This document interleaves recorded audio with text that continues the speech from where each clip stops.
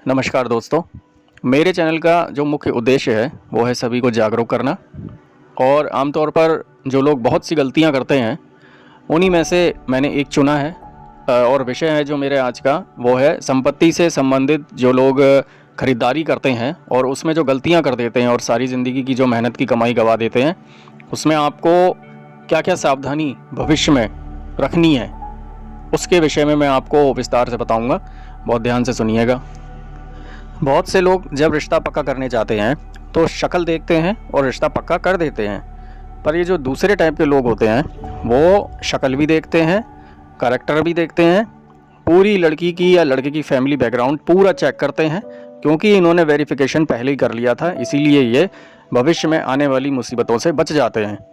तो यही चीज़ करना है। दूसरे टाइप के जैसे लोग हैं ना, इन जैसा बनना है और क्या क्या सावधानी रखनी है वो मैं आपको अभी बता रहा हूँ। पहले जैसा नहीं बनना है। आपको ज़्यादा से ज़्यादा यही कोशिश करनी है कि डायरेक्ट पार्टी से ही कांटेक्ट करना है। आपको ज़्यादा से ज़्यादा कोशिश यही करनी है कि डायरेक्ट पार्टी से ही कांटेक्ट करना है। डायरेक्ट डीलिंग करने से फ़ायदा ये होता है कि आपके कुछ पैसे बचेंगे और काम थोड़ा साफ तरीके से होने के चांसेस रहेंगे ज़्यादा। ये जो डीलरबाजी के चक्कर में जो पैसे चले जाते हैं ना बहुत सारे, और पेपर वर्क भी ढंग से नहीं हो पाता है, बहुत से ऐसे केस सामने आए हैं, तो उससे आपका बचाव होगा। नेक्स्ट, जैसे आप किसी खूबसूरत लड़की की शक्ल को देखकर फिदा हो जाते हैं ना, एक लड़का गया, लड़की को देखा, वो पसंद आई और फिर रिश्ता पक्का कर लिया।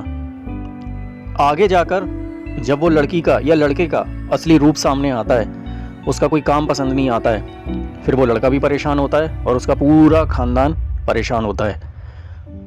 फिर बाद में वही लड़का या लड़की अपने आप को दोष देते हैं कि हमने पहले क्यों नहीं सोचा। इसी तरीके से आपको प्रॉपर्टी की शक्ल सूरत नहीं देखनी है, उसकी लोकेशन नहीं देखनी है, आपको उसका खानदान भी चेक करना है।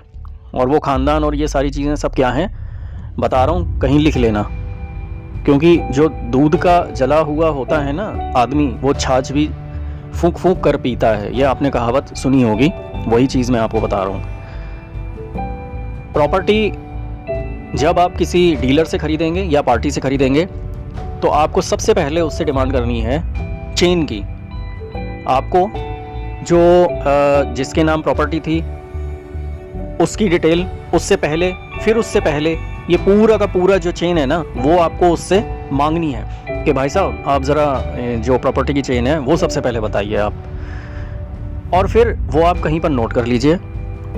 नोट करने के बाद आपको चुपचाप डीलर या पार्टी को बिना बताए पटवारी ऑफिस या फिर कोर्ट में जाना है, तहसील में, और वहाँ जाकर आपको जमाबंदी की वेबसाइट से या फिर जमाबंदी डायरेक्ट पटवारी ऑफिस से आपको डिटेल निकलवानी है।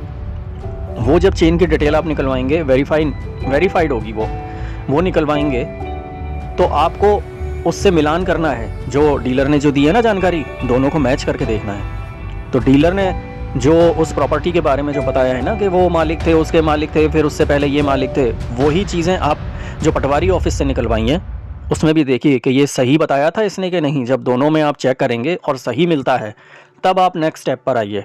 और अगर उसमें थोड़ा सा भी डिफरेंस होता है तो फिर आप आगे मत बढ़िए और उससे पूछिए जाकर कि भाई इसमें तो डिफरेंस आ रहा है। और मेरे हिसाब से फिर आप बिल्कुल भी आगे मत बढ़िए, क्योंकि जिस इंसान ने प्रॉपर्टी वाले काम में पहला ही इम्प्रेशन अपना ख़राब कर लिया है, first impression is the last impression, इस तरीके से कहावत होती है इंग्लिश की। तो जब सब कुछ पहले ही गोबर कर लिया है तो फिर आगे बढ़ने का कोई फ़ायदा नहीं है, वो बाद में भी आपको परेशानी होगी। और अगर वो चीज़ सही हो जाती है तब नेक्स्ट स्टेप ये है कि जो आपने चेन पटवारी ऑफिस से जो निकलवाई थी ना, ये सब ऑनलाइन भी निकल जाता है जो निकलवाई थी, उसमें आप वहीं के वहीं ये भी पूछिए, वहीं ये भी पता करिए कि भाई ये जो मालिक है इस प्रॉपर्टी का, उसके हिस्से में जगह कितनी बच रही है, बेचने के लिए जगह कितनी बच रही है।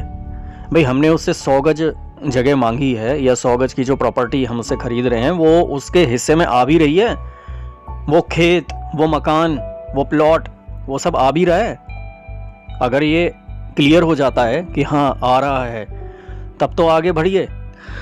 और अगर जानकारी में कोई भी गड़बड़ पाई जाती है तो आपको उस व्यक्ति को नमस्ते करना है और आगे बढ़ जाना है, क्योंकि जिस इंसान ने पहली बारी में ही अपना काम ख़राब कर लिया है तो वो आगे भी आपको परेशान ही करेगा, क्योंकि प्रॉपर्टी के काम ऐसे ही होते हैं। और अगर जानकारी बिल्कुल सही है तो मकान में दी हुई जानकारी को आपको ये ध्यान से देखना है कि जो जहाँ पर ज़मीन या मकान है वहाँ की दी हुई जानकारी बिल्कुल सही है, वहीं पर घर है। जो पेपर में जो एड्रेस दिया हुआ है क्या वो एड्रेस उसी मकान का है? पेपर में जो लैंडमार्क दिया हुआ है क्या वो लैंडमार्क उस मकान के आसपास अवेलेबल है? क्योंकि कागज़ कहीं और के, कहानी कहीं और की, इस तरह की चीज़ों से बचिएगा, क्योंकि इस तरीके से होते हैं प्रॉपर्टी के काम में। तो पेपर में जो जानकारी दी है वो मकान की जगह पर फिट बैठ रहे हैं कि नहीं, ये आपको चेक करना है। और अब अगली चीज़ है, ये बहुत से लोग ये भी देखते हैं कि भाई घर के आसपास माहौल अच्छा है कि नहीं, कोई ऐसा व्यक्ति तो नहीं आसपास रहता है जिसकी वजह से आगे जाकर हमें मकान बेचना पड़े या बदलना पड़े।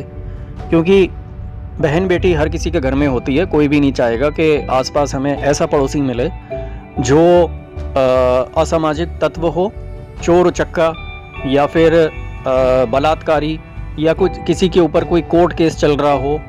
तो इस तरह के लोगों से सब लोग बचना चाहेंगे, कोई ऐसे लोगों के पास में नहीं रहना चाहेगा। तो ये भी चीज़ आप देख सकते हैं अगर आपकी मर्ज़ी है तो। अब आगे अगर आपको सब कुछ ठीक लगता है तो आपको पूरी प्लानिंग करनी है कि जब आप उस व्यक्ति से प्रॉपर्टी खरीदेंगे, पार्टी या डीलर से, तो आपको पेमेंट की एक एक डिटेल का लेखा जोखा रखना है। कितना आपने प्रॉपर्टी डीलर को या फिर उस पार्टी को दिया है, कितना खर्चा हो गया, वो सारा का सारा आपके पास रिकॉर्ड मेंटेन होना चाहिए, ताकि आगे जाकर आप उसको दिखा सको। कभी कोई प्रॉब्लम हो तो कोर्ट में केस फाइल कर सको कि भाई हमने इतना इतना खर्चा किया था, इतना इतना पैसा दिया है और हमारा सब कुछ क्लियर था, या इसने जो हमें कमिटमेंट किया था वो इसने पूरा नहीं किया। पेपर में रजिस्ट्री के टाइम पर जो डीलर होता है ना, वो कुछ चीज़ें आपसे लिखवाएगा और उस पर साइन करवाएगा, नहीं तो वो खुद लिखेगा कि रजिस्ट्री होने के बाद आपको इतना पैसा देना है, 1,50,000 या 2 लाख जो भी बनता है वो आपको देना है। और दूसरी तरफ इकरारनामा होता है, एक एग्रीमेंट होता है पार्टी की तरफ से।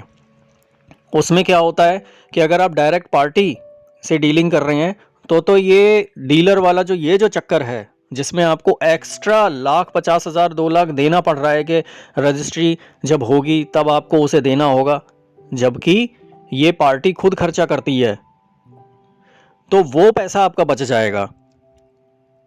तो अगर आपको ये पैसा खर्चा करना पड़ता है तो उधर इकरारनामा में आपको साइन करने से पहले ये चेक करना है कि भाई ये पार्टी तो लिख रही है इसमें कि सारा का सारा खर्चा मैं ही करूँगी या करूँगा, उसमें लिखा होता है। तो उसमें आप जब देखेंगे तो डिटेल लिखी होगी कि रजिस्ट्री का सारा खर्चा मैं ही करूँगा, और डीलर आपसे ये लिखवा लेगा या फिर खुद लिख देगा कि भाई रजिस्ट्री का जो भी खर्चा है वो खरीदार ही करेगा, मतलब आपको करना पड़ेगा। तो ये अब आपकी चॉइस है कि आप इस पर राज़ी होते हो कि नहीं राज़ी होते हो। बात अगर समझ में आ रही हो तो ठीक है, नहीं तो कमेंट बॉक्स में आप मुझसे फिर से पूछ सकते हैं, कोई चीज़ ना समझ में आए तो। इसके बाद जिस तरीके से मैंने आपको मोटेशन की जो चेन होती है ना, वो सारी जो निकलवाने के लिए बोली थी, ऐसे ही आपको रजिस्ट्री की भी चेन निकलवानी है। जैसे जमाबंदी की जो चेन होती है, मालिक उसका उसमें क्या होता है, जो पिछला मालिक, वो सारी नाम जो होते हैं और कितनी किसके हिस्से में, वो सारी चीज़ें उसमें लिखी होती हैं। ऐसे ही रजिस्ट्री की चेन होती है, वो आपको तहसील में, कोर्ट वगैरह में जाकर और आपको मिल जाएगी, रेवेन्यू डिपार्टमेंट में नीचे मिल जाएगी, और वहाँ से आपको रजिस्ट्री की चेन निकालनी है। उस रजिस्ट्री की चेन जो होगी, मतलब बहुत सारी रजिस्ट्रियाँ हो सकती हैं भाई, जितने मालिक बदले हैं तो उतनी रजिस्ट्री होंगी। तो उसमें भी आपको ये चीज़ देख लेनी है, अपनी तरफ से आप देखिएगा ज़रूर। घर में आकर स्टैम्प पेपर लगते हैं, 10 या 100 रुपये का ऐसा स्टैम्प पेपर लगेगा, और वो आपसे लिया जाएगा और वही स्टैम्प पेपर आपको वापस कर दिया जाएगा। अब दूसरे राज्यों में किस तरीके का है मुझे नहीं पता, मुझे अपने हरियाणा का पता है। तो उसी में अटैच करके और स्टैम्प लगाकर सब रजिस्ट्रार जो है वो आपको जितनी भी रजिस्ट्री हैं वो सारी की सारी आपको दे देगा, भाई इतने लोगों की ये रजिस्ट्री बनती है, वो आप लीजिए अभी तक की।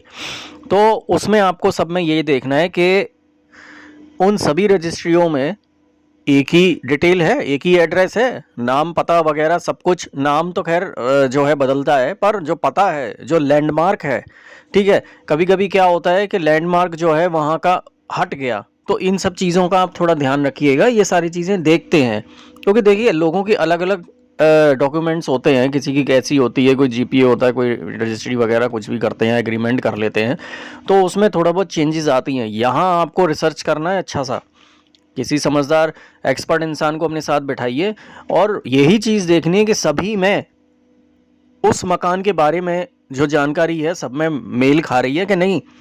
ये बहुत गहरी जाने वाली बातें होती हैं, आपको इतना गहरा उतरना है यहाँ पर, क्योंकि 50 लाख का मामला होता है।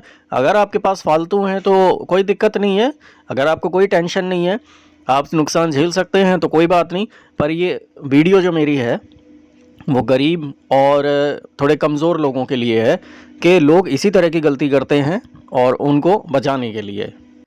अब अगर आपकी सारी प्रक्रिया पूरी हो चुकी है, आप मकान खरीद चुके हैं, तो आपको जल्दी से जल्दी म्यूटेशन करवाना है, मतलब दाखिल खारिज करवाना है। पिछले का नाम कटवाइए, अपना डलवाइए, और ये काम जितना जल्दी हो सके उतना ज़्यादा अच्छा है। जितना लेट करेंगे, जितने साल निकालेंगे, उतना ज़्यादा आपका पैसा लगने, आप लुटेंगे उल्टा, उतना ज़्यादा आपसे पैसे वसूले जाएंगे। मतलब दलाल जो होते हैं या ऑफिस में भी आप वहाँ जाएंगे तो यही बहाना बोला जाएगा कि आपने इतना टाइम लगा दिया, अब सब कुछ मिक्स हो चुका है वगैरह वगैरह, इस तरह की चीज़ों को वो लोग बताएंगे। तो बस अब इतना ही ध्यान रखिए, ज़्यादा गहराई में मत जाइए कि आपको जल्दी से जल्दी रजिस्ट्री के बाद में म्यूटेशन करवाना है।